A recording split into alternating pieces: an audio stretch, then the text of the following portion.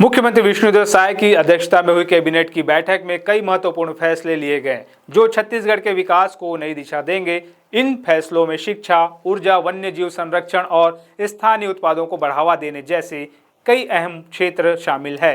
आइए इन सभी महत्वपूर्ण निर्णयों को विस्तार से जानते हैं। नमस्कार, मैं हूं चंद्रशेखर और आप देख रहे हैं नव प्रदेश टीवी। आज हम बात करेंगे छत्तीसगढ़ कैबिनेट के कुछ ऐसे महत्वपूर्ण फैसलों की जो हमारे राज्य के भविष्य को संवारने में मील का पत्थर साबित होंगे।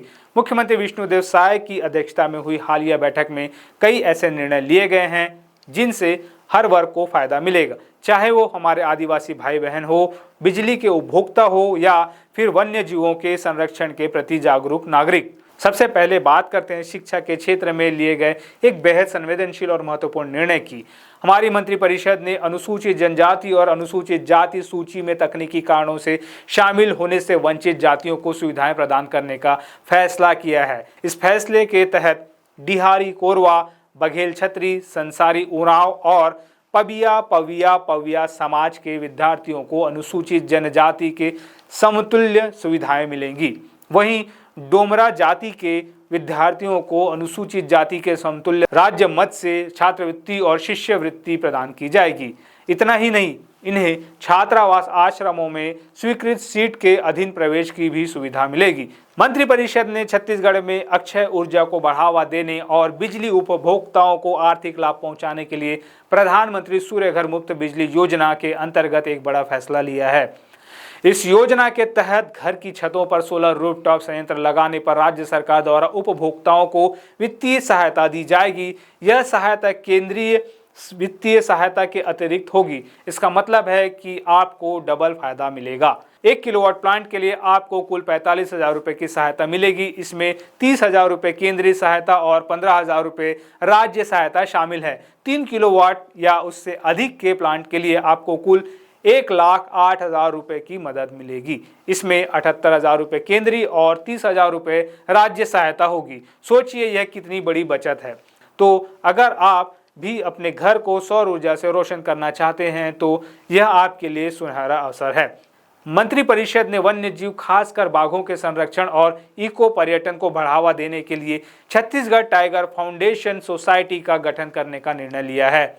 यह सोसाइटी वन्य प्राणी संरक्षण अधिनियम 1972 के तहत काम करेगी। आपको बता दें कि मध्य प्रदेश में ऐसी ही एक संस्था 1996 से सफलतापूर्वक संचालित हो रही है। इस सोसाइटी का मुख्य लक्ष्य छत्तीसगढ़ में लगातार घट रही बाघों की आबादी को बचाना है। यह एक गंभीर चुनौती है और यह पहल इस चुनौती से निपटने में महत्वपूर्ण भूमिका निभाएगी। शिक्षा और समाज सेवा के क्षेत्र में एक और महत्वपूर्ण निर्णय लिया गया है। मंत्रिपरिषद द्वारा अशासकीय अनुदान प्राप्त शिक्षण संस्थान रामकृष्ण मिशन आश्रम नारायणपुर की सहयोगी संस्था Vivekananda Institute of Social Health Welfare एवं सेवाएं छत्तीसगढ़ को रामकृष्ण मिशन आश्रम नारायणपुर में अंतर्भूत यानी कि मर्ज करने का अनुमोदन किया गया है। कृषि शिक्षा को बढ़ावा देने के लिए भी अहम फैसला लिया गया है।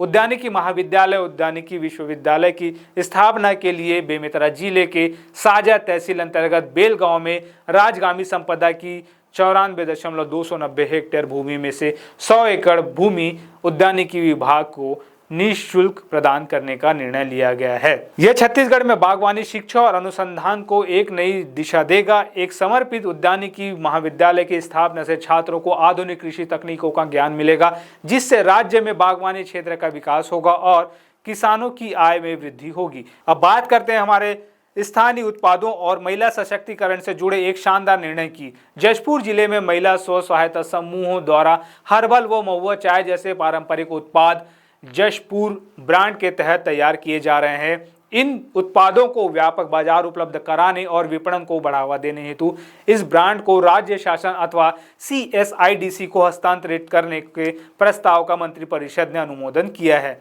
यह निर्णय इन महिला स्व सहायता समूहों के लिए एक बड़ी जीत है। ब्रांड हस्तांतरण से एग्रो व फूड प्रोसेसिंग इकाइयों को बढ़ावा मिलेगा, स्थानीय कच्चे माल की मांग बढ़ेगी। सबसे महत्वपूर्ण, आदिवासी महिलाओं को रोजगार के अधिक अवसर मिलेंगे, जिससे उनकी आर्थिक स्थिति मजबूत होगी।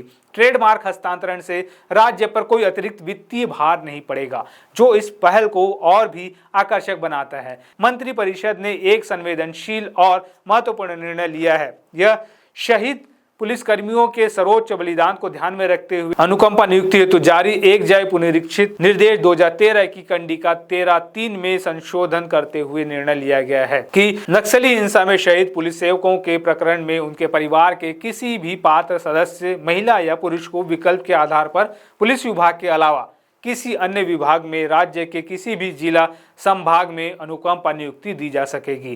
पहले अनुकंपा नियुक्ति यथासंभव उसी विभाग या कार्यालय में देने की व्यवस्था थी जिसमें दिवंगत शासकीय सेवक निधन के पूर्व कार्यरत था। इस नए संशोधन से शहीद परिवारों को अपनी सुविधा और पात्रता के अनुसार बेहतर अवसर मिलेंगे, जिससे वे अपने जीवन को पुनः पटरी पर ला सकेंगे। मंत्रिपरिषद द्वारा छत्तीसगढ़ राज्य के गौण खनिजों के सुव्यवस्थित अन्वेषण, पूर्वेक्षण एवं अधोसंरचना के विकास के लिए महत्वपूर्ण निर्णय लेते हुए स्टेट मिनरल एक्सप्लोरेशन ट्रस्ट के गठन की अधिसूचना के प्रारूप का अनुमोदन किया गया है। यह एक गेम चेंजर साबित होगा। छत्तीसगढ़ में स्टेट मिनरल एक्सप्लोरेशन ट्रस्ट के तहत समस्त गौण खनिजों से प्राप्त होने वाली रॉयल्टी की 2% राशि अतिरिक्त रूप से SMET फंड में जमा की जाएगी। यह भारत सरकार के नेशनल मिनरल एक्सप्लोरेशन ट्रस्ट की तर्ज पर राज्य में स्टेट मिनरल एक्सप्लोरेशन ट्रस्ट का गठन किया जाएगा। इससे राज्य के खनिज संसाधनों का बेहतर और टिकाऊ तरीके से दोहन हो पाएगा, जिससे राजस्व में वृद्धि होगी और राज्य का आर्थिक विकास और मजबूत होगा। तो देखा आपने, ये थे छत्तीसगढ़ कैबिनेट के कुछ ऐसे महत्वपूर्ण निर्णय जो राज्य के हर पहलू को छूते हैं। शिक्षा से लेकर ऊर्जा तक और पर्यावरण से लेकर आर्थिक विकास तक ये फैसले न केवल वर्तमान चुनौतियों का समाधान करेंगे, बल्कि छत्तीसगढ़ के एक उज्जवल भविष्य की नींव भी रखेंगे। हमें उम्मीद है कि ये जानकारियां आपके लिए उपयोगी रही होंगी। अगर आपको ये वीडियो पसंद आया हो तो लाइक करना ना भूलें और हमारे चैनल को सब्सक्राइब जरूर करें, ताकि आप ऐसी ही महत्वपूर्ण जानकारियों से अपडेट रहें। हम जल्द ही मिलेंगे एक नए विषय के साथ। तब तक के लिए नमस्कार।